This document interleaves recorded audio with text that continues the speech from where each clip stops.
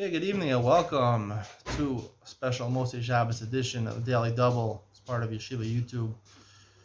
Tonight we're doing Shabbos Perek Vav, Mishnayos Beis and Gimel. Mishnah Beis states, Lo Yetzah Ish B'Sandal HaMesumar.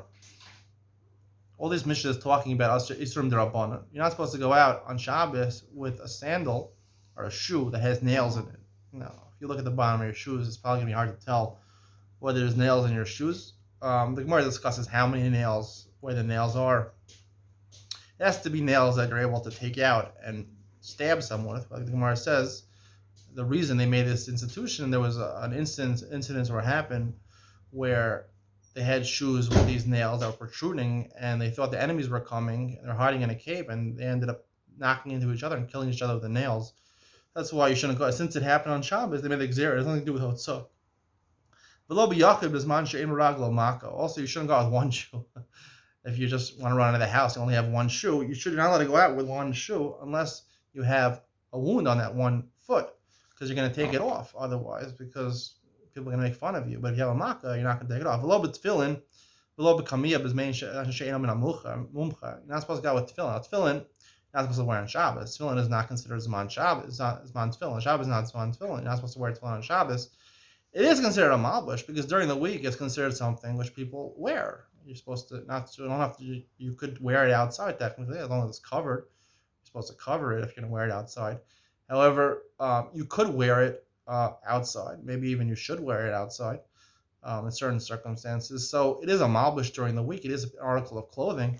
However, midrabanan, they said not because technically on Shabbos is not a malbush. We're going to see the Mishnah talks about things which in certain circumstances, you would wear them either as clothing or as an accessory, or for some reason, like it doesn't have to be even an accessory. It's some positive impact that it helps you physically. You get enjoyment or something out of it. However, on Shabbos, it's not the time, so therefore, midrabanan they asked her. Some people take amulets out. They believe that these written things, either by Rabbanim or certain doctors, they can write certain amulets and you wear it around your hands or part of your body.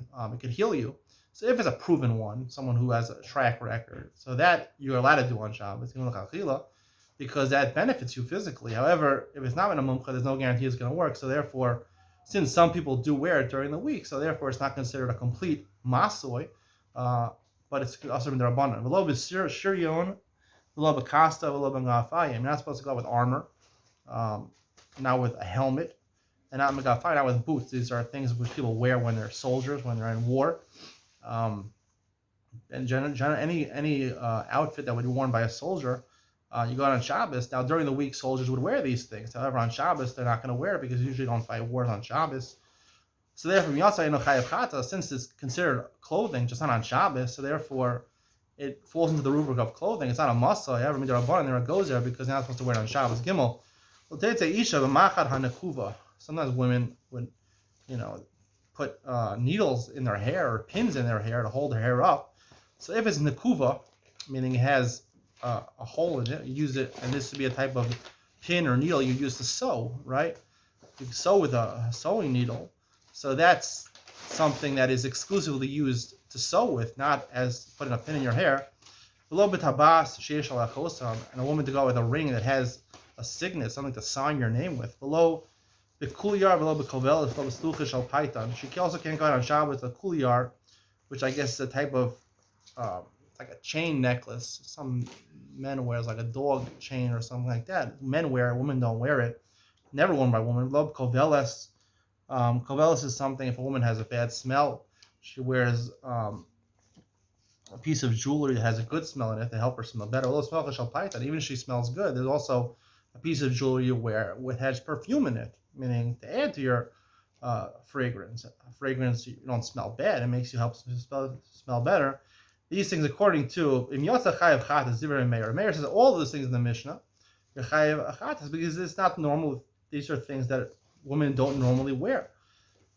The Chum arguing on Meir only in the last two cases. They said when it helps her fragrance, those are things that even though midrabanan it's usher because she might take it off, nonetheless midoraisa that's not a problem of masoi because like I mentioned before, it doesn't have to be something which is an accessory. It doesn't have to be something which is actual clothing. It has to be something which helps you physically, making you spell better, helps you physically. I'm going to discuss in Ian Mitzion the Machlokas. What is the Shita Ray Meir? Chachamim seem to make sense. We possibly Chachamim. What does Ray Meir really hold? We'll talk about that in Ian Mitzion coming up next.